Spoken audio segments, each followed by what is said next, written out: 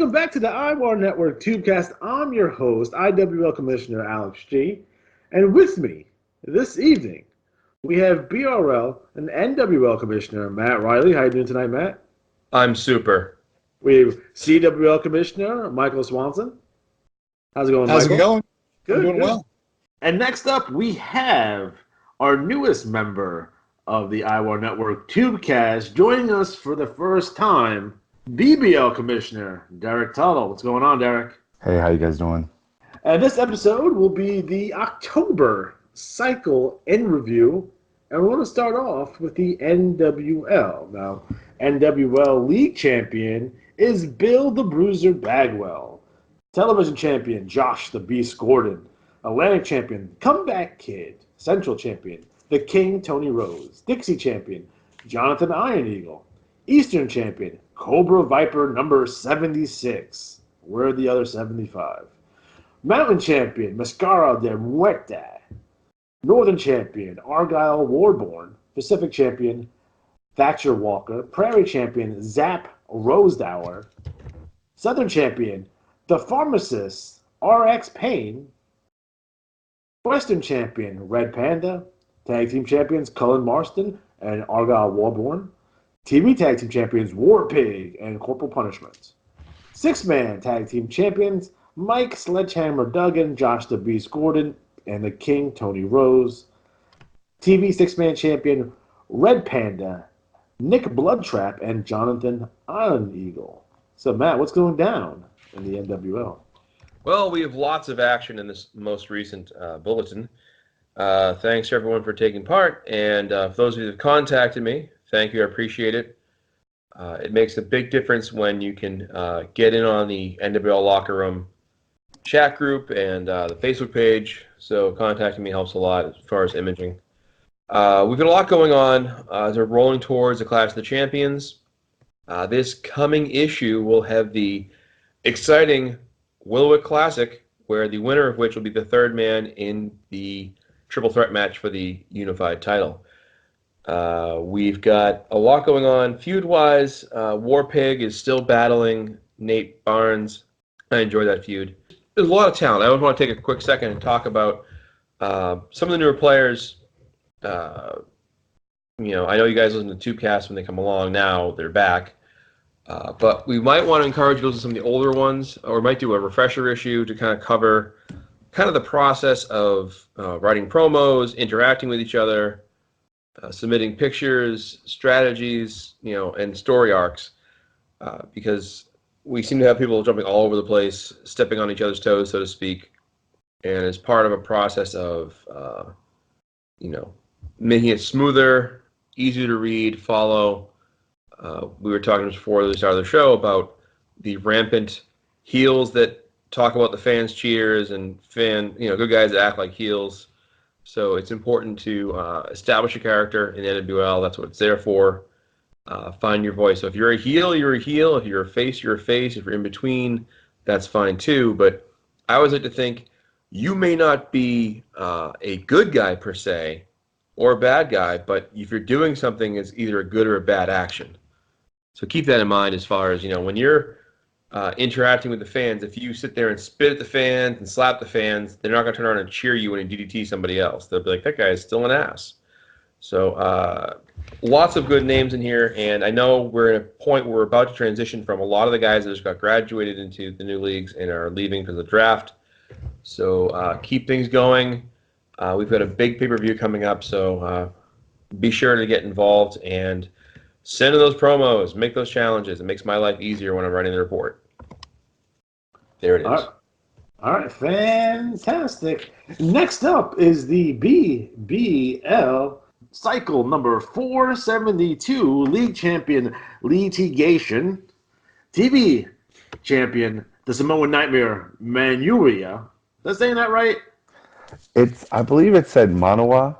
Manawa. It reads weird for sure. These guys and these fucking names fucking me up. Atlantic Champion, Alpha Male XD, Central Champion, Righteous, Justice Washington, Dixie Champion, Jumping Jimmy Coolidge, Eastern Champion, Serenity, Mountain Champion, The Patriot, Northern Champion, Catfish Stinker, Pacific champion Hillbilly Fred, Prairie champion Blood Threat number 3, Southern champion the Honorable Yep. Guilty as Hell, Western champion the Gaboon Kid, tag team champions Hillbilly Fred and Hillbilly Red, TV tag team champions the Patriot and Alpha Male XD, six-man champions Blood Threat number 1, 2, and 3, TV six-man champions Righteous Justice Washington, Exodus, the Mindful Osborne, and Herbert, the Introvert Roberts. And taking the Battle Royal is Alpha Male XD. So, Derek, since this is your first time on the Tubecast, can you just give us a brief description of what the BBL is all about? So the BBL has been, I've been there almost 2 years now, and we've gone through some changes over time. We've done different formats as far as TV shows or reports, but we've settled into being a little bit of mix of old school, a little bit of mix of blood and guts wrestling. I always think about the old territory days of wrestling, like a Florida or just some of those areas that there was guys that could fight. That's kind of the style of the league. I think we've had some guys that have been really loyal for the past 2 years that have stuck on and brought in some new people, and people have come on over from the NWL and now the draft.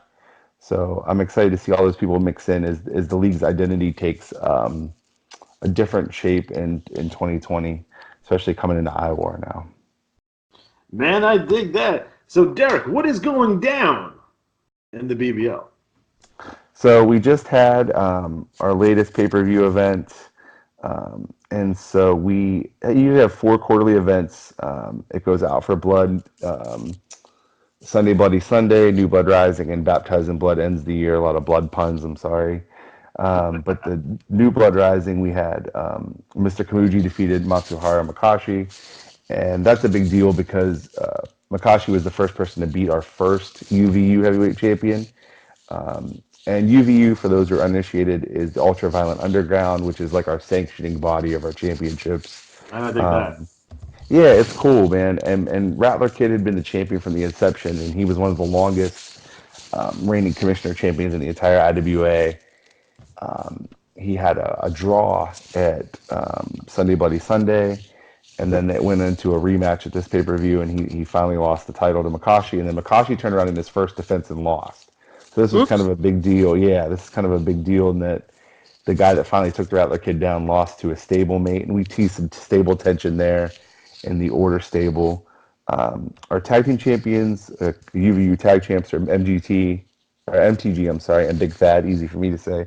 And they defeated Blood's team, who have been the tag team champions for some time, and they had been former world tag team champions, so that's a big accomplishment for them.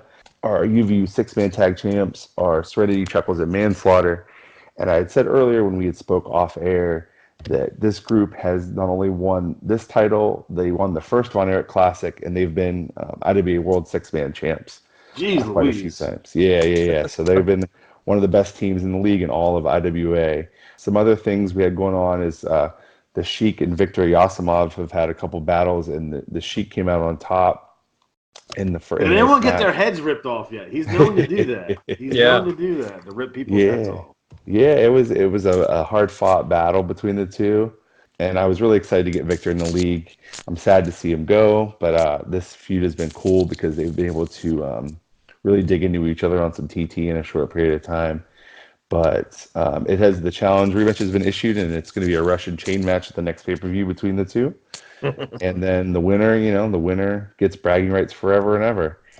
And then finally, we had an interesting situation happen where I usually do the challenges for the heavyweight title by best strat average over 3 cycles.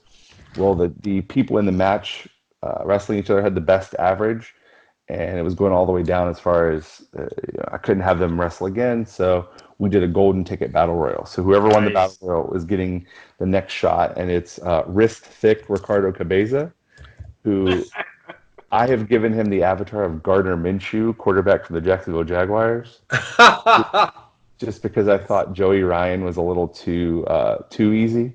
Nice. So I got a good picture of Gardner in there, and so the UKA is representing. They'll have a shot at the six-man tag team titles as well, and then Ninja Man and Judo Man have a shot at the tag titles, but that may be a sticky situation that we may have to deal with. So lots of stuff going down. the IWAR draft, we got a lot of talent coming in, and I'm excited to see how that plays out, and just getting activity going and getting more TT and getting us in contention for the elite belt. So yeah, that's what's going on in the BBL. Man, I dig that. Again, I think everyone needs to just take a few minutes out, go to the website, check out the BBL because big things are coming for 2020. Believe me, it's going to happen. And if I say it's going to be true, so let's keep that in mind. Well, if I can chime in and tell you that the promo coming to the BBL next cycle is Stop putting yourself over. Christ. I gotta pat myself on the back, the old Barry Horowitz. You wait and Yeah. see. Yeah, that's like I said, the IWAR draft was big because just the different names that we were going to bring in. Barry Stevens is important, Dixon Ticonderoga. Like I have been listening to these Tubecasts since they started, and these are the names that I had heard constantly. So I knew that when I had an opportunity to draft people, like these are the people I wanted to jump out and get. So I'm really happy to see what comes. It might be a little mad. Some people might be a little butthurt, but that's okay. That'll inspire them. That'll inspire them.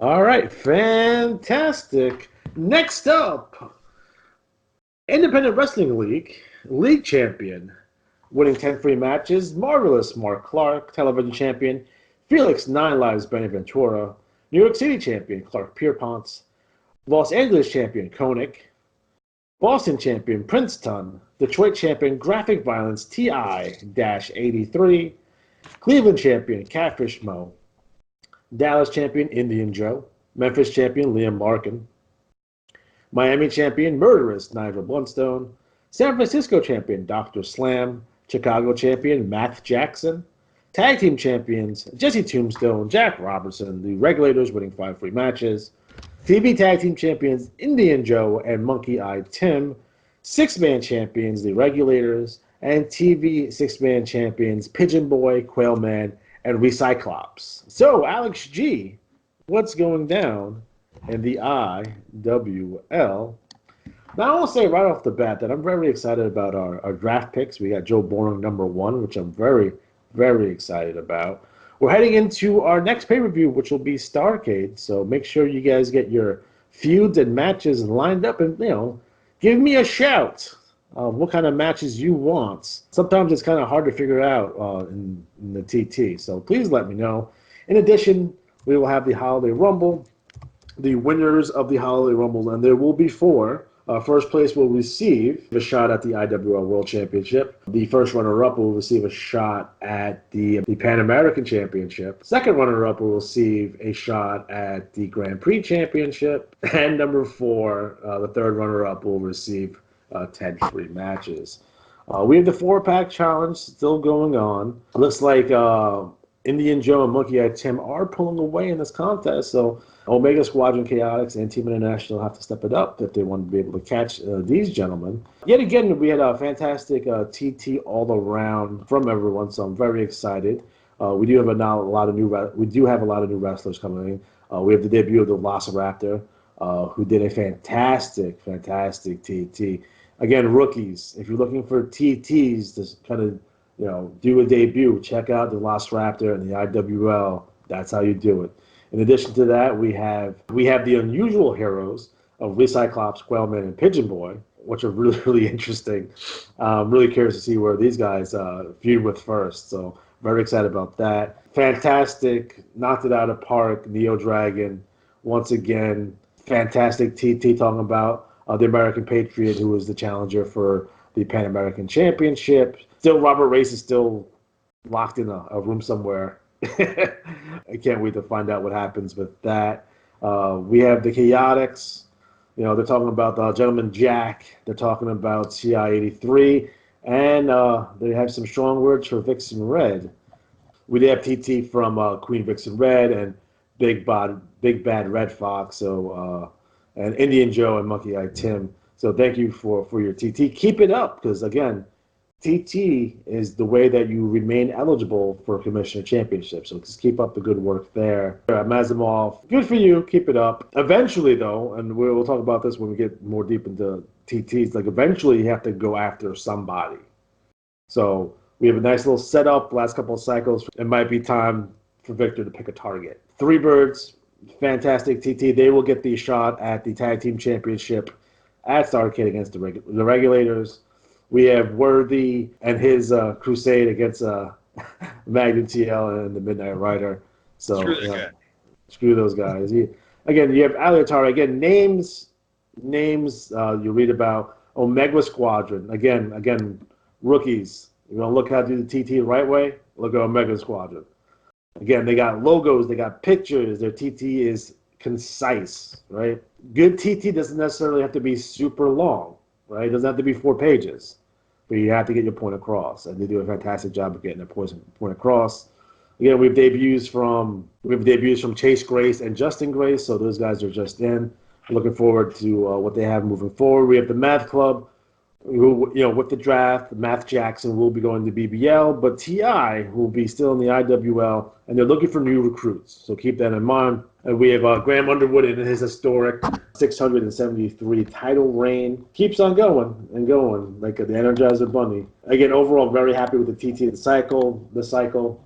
Very happy with the amount of matches that, the amount of cards that we had this cycle. So, again, extremely happy, lots of positive vibes. And guys, if you haven't checked out the IWL Blaze 411 with your host Fahrenheit, knocked it out of the park this cycle.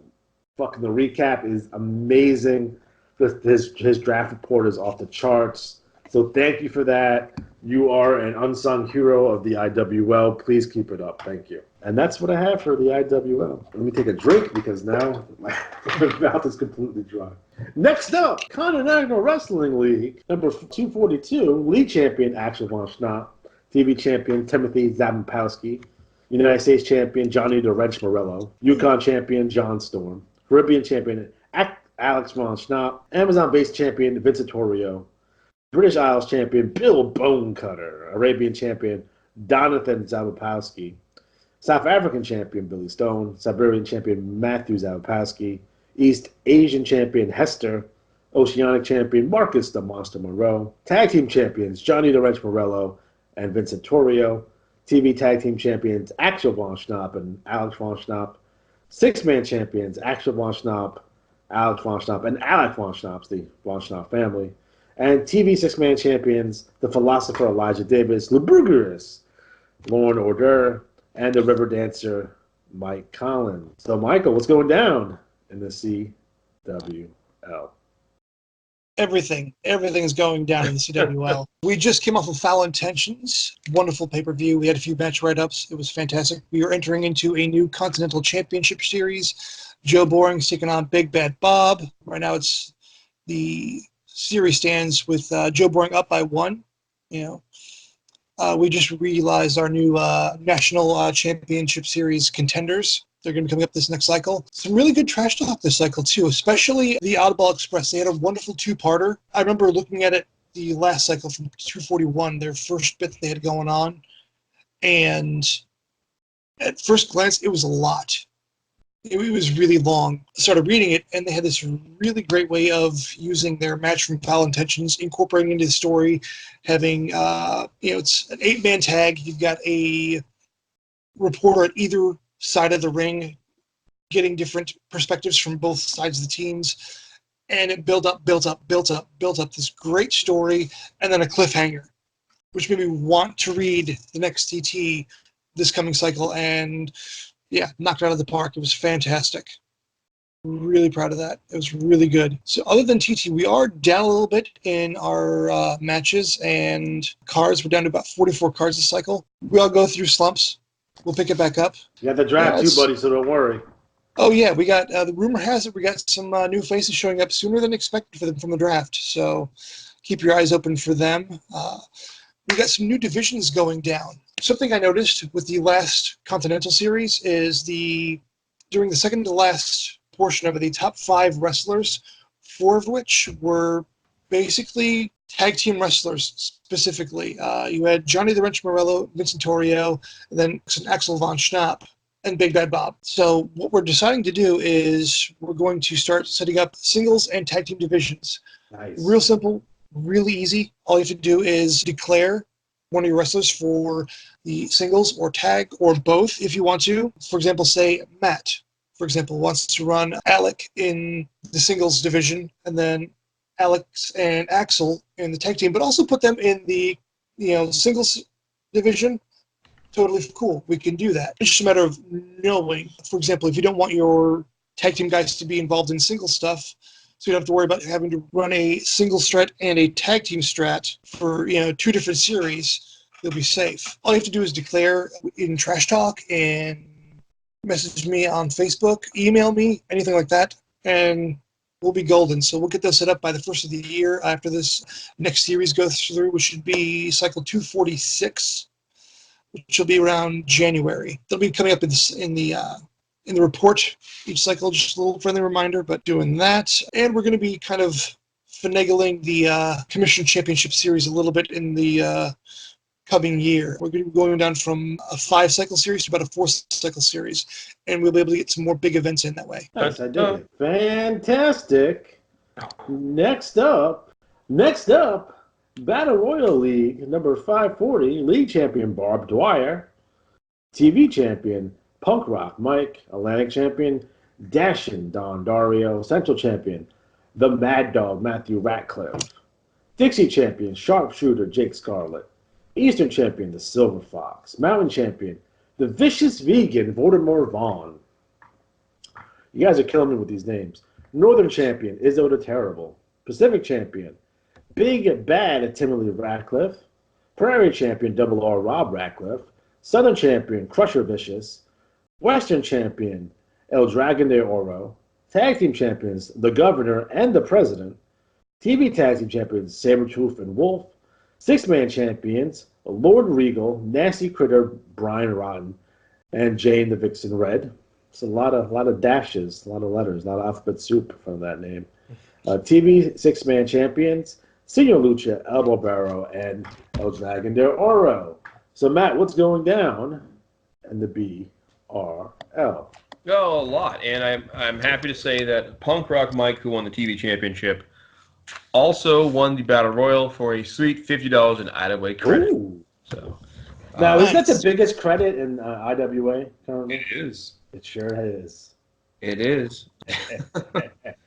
Yes. And it's nice, competitive, even, fair balance. And I would like to take a second just to remind everyone that if you had voted for either to keep the Battle Royals random or to make them more established with a set order of holds to go for, the vote to keep it as is won handily. So that way just dropped it. So there's that. Yeah. There's a lot going on. We had a lot of new faces coming in because of the draft, like everybody else in the IWAR. But we already had Hasbro and Buster Stonewall arrive, as well as Harlem Hamilton and some other guys. We saw Mascaro Negro come back. So it's good. We got a lot of fresh faces coming in, a lot setting up. The Battlecade pay-per-view is going to be really fun. It's a lot of matches, a lot of good TT in this issue, setting things up. And kind of a side note, I would just ask players, if as a heads up for the commissioner, if you're leaving or coming to a league, it's always good to get the commissioner on board first. I know some people have this idea like it's sort of like Monday Night Raw or something. Like, the lights go out and they come on and, oh my God, it's this guy. Like, give us a heads up. We can build up to it or help you work. And if you're going to leave, a heads up as well also helps, because if we've got your wrestler in a feud or working in an angle and all of a sudden you're gone, that leaves us in the lurch. And that's always just a sucky thing to have happen. We had the best of 7 series come to a finale as money-driven Mike Sebastian defeated Late Night Logan Kane 4 matches to 3. And along that means that Mike Sebastian will get a shot at the Revolution Champion, which is currently R.A. Rude. And I think I announced in the bulletin, but just to reiterate, we will be having a rolling best of 7, so it'll be 2 per year. And we take 2 managers who have not yet played off in a series. If you've been in the series, we always kind of made it like once you're in it, you don't go repeat it. So it makes it that way everyone gets a turn at it. So I don't know who will be in the next best of 7 series, number 7, but number 6 went to Mike Sebastian, so congrats to him. And a well done job to Logan Kane, who came in as a recent NWL graduate and took on a very big star in Mike Sebastian and gave him a full-on series. So that was good. Just a quick note, promo-wise, we had talked about this before we did the show, and this has been talked about off-air. But I want everyone to feel free to create the characters they want to create and create the personas they want to create. And there was a character that was created that had a promo with some racial slurs in it, and it wasn't written as a derogatory sense of like he was calling someone in the league that. It was just conversational use of the word. Not that makes it much better, but when someone comes in and wants to establish themselves, it's good to do something very bold and dynamic. IWA censors, which I think we can face it, they don't have censors anymore. They basically look at the stuff. If they don't type it in, I honestly don't know if they actually look at it, because I've seen ass, tit, fuck, slut, asshole. I'll make it through the censors. So what I like to think about is just imagine if you're on Monday Night Raw, or you're on AEW, or any professional sporting event. Would a person get away with saying those things on the air? And basketball players don't do that in their post conference. So I just ask players to keep the language within reason, because the one thing I don't want to see happen, and what's really kind of funny is I made this joke before. Back in the '90s, when they really did check everyone's submissions, Scott Franklin and myself were major reasons why there was such strong censorship with Bad Company, because we used to write promos that were really racy, loaded with internal jokes that were sexual in nature or dirty and filthy. And we made a running gag with Johnny B being like at the interviews with us and yelling at us and lamenting our promos. We had Mean Gene Censorland as our radio guy, announcer. And I always feel that, I want you to feel free to create your wrestler how you want it to be. And I would say this, the Hamilton promo as a whole was phenomenal. Very gritty, established characters, motivation, etc. All well done. But with the N-words in there, it reminded me instantly of the Jerry Seinfeld episode where he's dating this woman who's a model and she's gorgeous and everything about her is perfect. Every single thing. And at the end, she throws out like an insult about Jewish people or blacks or one of the. I forget what, but like she just totally kills the mood. I would just say keep your characters vibrant and strong, and we'll work with that, within reason. And anyone who feels that their freedom is being impinged upon, that their First Amendment rights. Just go to work tomorrow. Say those things to your boss, coworker, and customers, and see if you get away with it. And you're fine. At the end of the day, it's just there's no need for it. And I get it. And you can do that. It's kind of the comics. When I used to do comedy, they would want to do gritty stuff. And sometimes some of the bar owners would say, "Hey, I don't want any jokes about this, this, and this." You respected their wishes. So it's a professional company. Just do us a favor. Keep it in the ballpark of decency. And mind you, I'm the guy that used a wrestler called Super Bukkake Machine. So keep that in mind. All right, I get what you're trying to go for. Keep it fun. Keep it entertaining. The better you can do that, the more we're all going to be on board. Here's the thing. I think people need to understand this. When you push the envelope, every once in a while, you're going to get a backlash or a blowback back. Understand it. That's part of it. If you want to be edgy, you want to push the envelope, and you want to kind of take this to the next level, you got to understand that these things are going to happen. Don't take it personally, but these things will happen. To that effect, I think having a little bit of restraint is always a good thing. A lot of those things can be alluded to without necessarily having to say it. You don't have to hit someone in the head with a hammer for people to get what you're going for. You know what I mean? So you don't have to be so blatant. Even myself personally, I've written an entire TT, and I'm like, I can't fucking send this. Especially when coat hanger abortions was probably the big one. It's like, that's not a good idea. I can allude to it. I can't do it as part of my sneak attack, though, because it's just what's one step too far, or in some cases 2 or 3 steps too far. So, again, a little restraint will probably go a long way. And for people who want to die on this hill, I don't understand why you would want to. There's no debate here. It's very black and white, not pardon the pun. But How dare you? there is literally no debate on this. It is what it is. So either, you can either live with it or you can go play somewhere else. I'll tell you.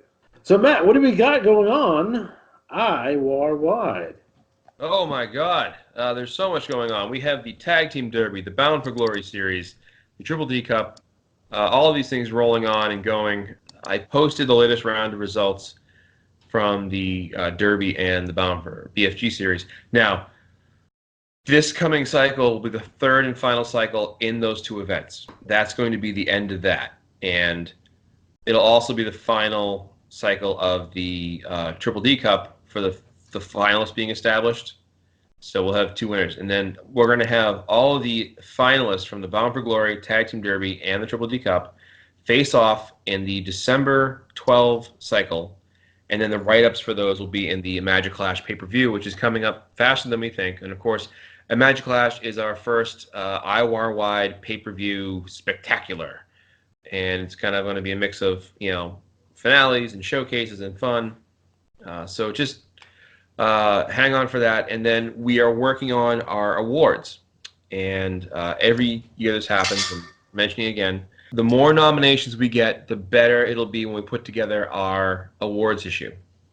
So what will happen is this coming issue, I'll have more begging for nominations. In the December issue, there'll be the finalized pretty much from you people voting in.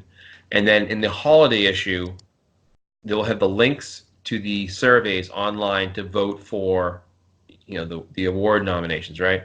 And what happens every year is that comes out and they're like, yo, why isn't this on this list? Why isn't this guy nominated? Yo, motherfucker, why didn't you nominate them? Like, I can't tell you enough how frustrating it is to have so many people in our IWAR leagues and get like a 10% turnout. It's like real voting. Make your voice heard. Send me your nominations. I would ask you this, though. When you do your nominations, don't make it all about your guys, because that just looks bad, number one. But two, look at around the league. When you sit there and go, okay, I nominate most hated my wrestler, most popular my wrestler, most inspirational my wrestler. There are other people in the league. Like, who else? Did you read anybody else's TT? That's one of my favorite things is like, well, I don't want to read other people's TT. If you're not in the IWAR to TT and take part in angle-based play, why are you here? It's the most bizarre thing I can think of. We offer a certain style of play. We celebrate that style of play. We promote it. We indulge in it. And when people come in that like just hate that style of play, I'm like, why are you here? Well, like just give it a chance. And I still feel like some people I know, we mentioned earlier about trash talk. Some people get intimidated. They're like, oh, well, I want the trash talk, but these people are writing full page or these big promos. Just write what you want. Write something fun. Even a paragraph, a few lines can be done right. So I'm trying to write less. Right. I'm trying to get my word counts down. Right. If I could do TT in 3 words, I would. And you could do that. I've written promos that were real brief sometimes when time crunch came along.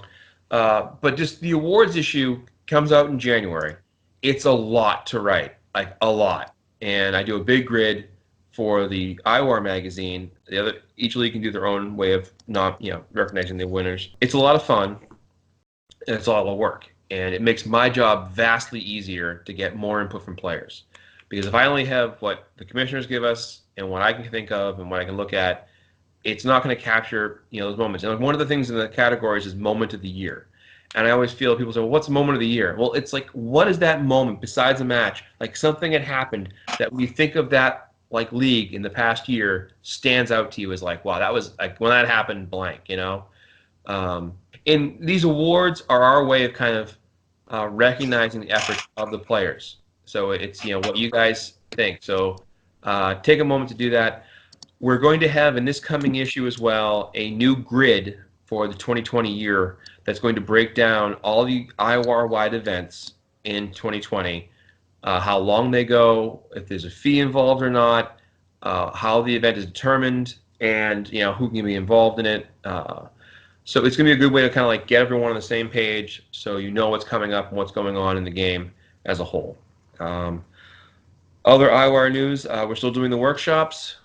So I hope you're finding those helpful. I think the year's wrapping up really quick. I mean, we're going to be this next cycle. We're going to have November, December holiday. So 3 cycles left. We have some tight races going on rankings wise in all of the leagues. So it's no one's like got to run away rest of the year wrapped up. So hopefully everyone will give it the best shot. And yeah, I think that's kind of it for now. All right, fantastic. So, Derek, do you have any final thoughts before we wrap up the Tubecast this evening? One thing that I forgot to mention before I wanted to say what was going on because I felt like I was rambling a little bit. I talked about the Von Erich Classic with Serenity, Chuckles, and Manslaughter. We have the second one going on. It's BBL versus CWL. And in my first cycle, everyone got swept out of the BBL except for the litigators. And so the litigators were the last team standing. They've torn through 4 straight cycles and won. They have 3 teams to go through at the end, which are interesting teams because you have the Von Snaps, the Zastampowskis, and the Agents of Redemption. So that's going to be a tough road for them. But other than that, like I said before, I'm really excited about being a part of IWAR. I'm excited to get the recognition and get some of the people out of the NWL over time, taking a look at us. I'm excited for the prospects from the new draft or from the draft to come in and do some big things and just stir things up. And yeah, I'm just really happy to be here. It's one of those baby face, haha, happy to be here. Thanks. Yeah. All right, man. I love it. I love it. So, Michael, do you have anything left for the CWL? Not yet. Okay. There's a few things that we're working out, but it's not quite ready to be revealed yet. Ooh. Dun, dun, dun. Looking forward. And then for the IWL, again, don't forget that Starrcade is rapidly approaching. So just keep that in mind. I'm very excited for all the new draft picks that are coming in. I think 2020 is going to be a hell of a year. Good. All right, guys. So we are officially out of time. So for Matt Riley, for Micheal Swanson, for Derek Tuttle, I'm Alex G. Have a good night.